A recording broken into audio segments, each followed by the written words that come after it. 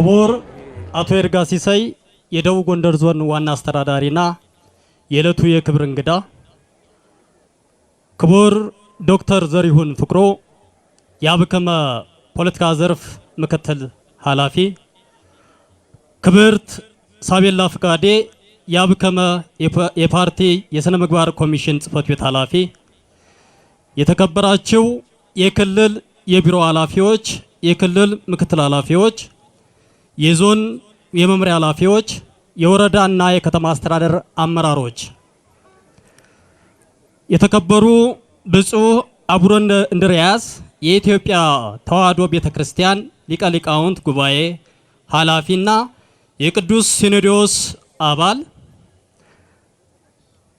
የተከበሩ አቶ ሙሉኔው የእስቴ ወረዳ ዋና አስተዳዳሪ፣ የተከበራችሁ የሃይማኖት አባቶች፣ የሀገር ሽማግሌዎች፣ ፈረሰኞች፣ ባህላዊ ተጫዋች ወጣቶችና ሴቶች እንዲሁም የበዓሉ ታዳሚዎች፣ ክቡራትና ክቡራን እንኳን ወደ እንግዳ ተቀባዩ ስራ ወዳዱ ሕዝብ እስቴ መካነ ኢየሱስ ከተማ አስተዳደር በደህና መጣችሁ።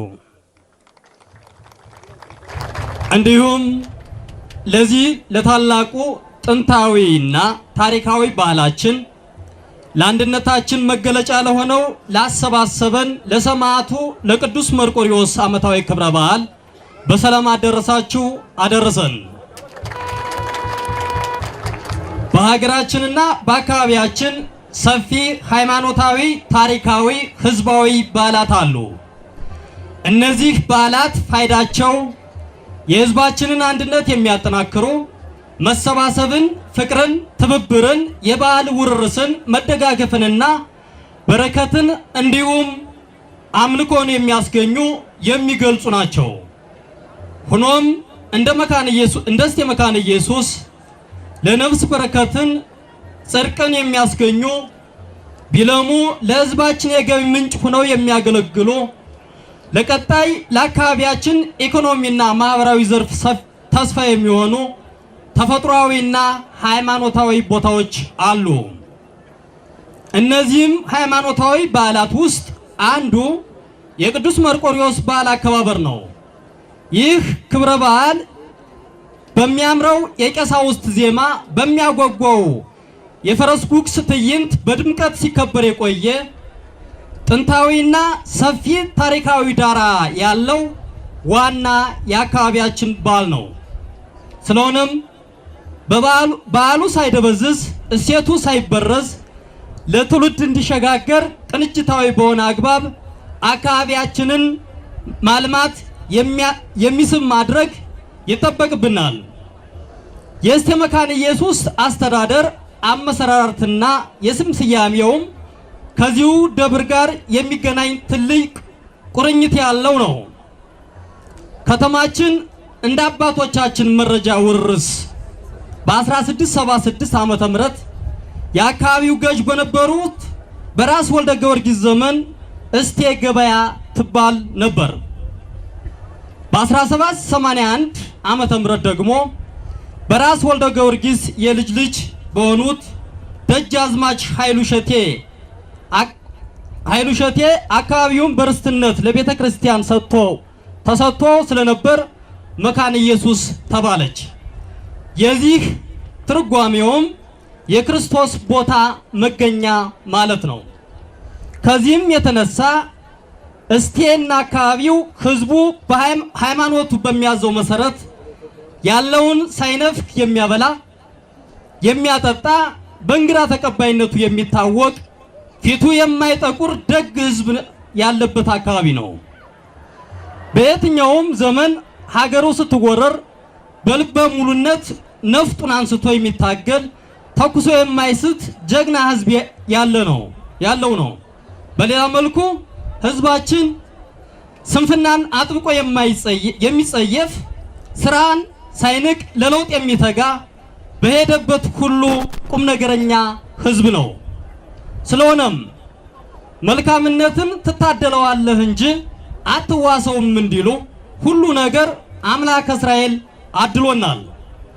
አካባቢያችን ከማህበራዊ መስተጋብሩ ባሻገር የሀገራችን የኢኮኖሚ ጥገኝነት ገጽታን መቀየር የሚያስችል እምቅ የቱሪዝም ሀብት ያለበት አካባቢ ነው። ለአብነት ያክል የብር የወርቅ ጥንታዊ ቅርሶች ባለቤት የሆነው በቅድስና የበቁ አበው የሚኖሩበት ይህንን ባህሉ ያለበትን ቤተክርስቲያን በዙሩ ፈዋሽ ጸበል ያለው የቅዱስ ዮሐንስ ገዳም ከግርጌው ጨዋማ የአምቦ ውሃ ያለበት ዙሪያውን ለመድኃኒት ቅመማ የሚያገለግሉ የእጽዋት ምህዳር ያለበት ሕያው የሚመስል የአንበሳ ቅርጽ ይዞ የተኛው የእስቴ ደንሳ ተራራ እንዲሁም ለጆሮ መድኃኒት ፈዋሽ የሚሆን ከወይራ ዛፍ ላይ የሚፈስ ያለበት ጸበል ዳጉት ኢየሱስና ሌሎቹ ሰፋፊ የቱሪዝም ሀብቶች መዳረሻ ከተማና አካባቢ ነው።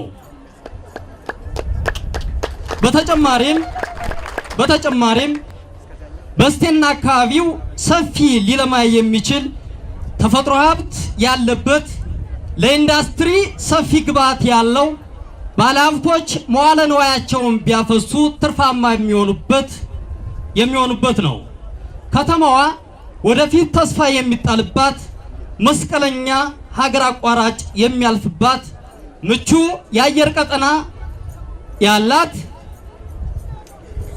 የንግድና የኢንዱስትሪ ኮሪደር መሆን የምትችል ሀገር ነች።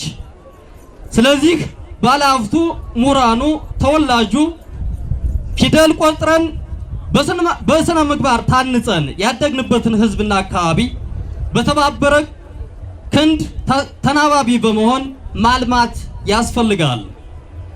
መንግስት ለዚህ ምቹ አገልግሎት አሰጣጥ የሚያመቻች መሆኑን ከወዲሁ ቃል እንገባለን። በመጨረሻም ክብረ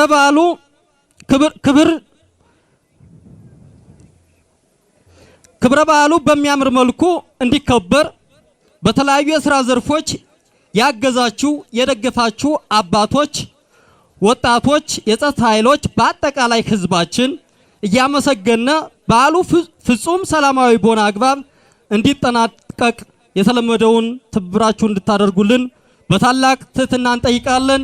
በድጋሜ እንኳን ደህና መጣችሁ፣ እንኳን አደረሳችሁ። በመቀጠል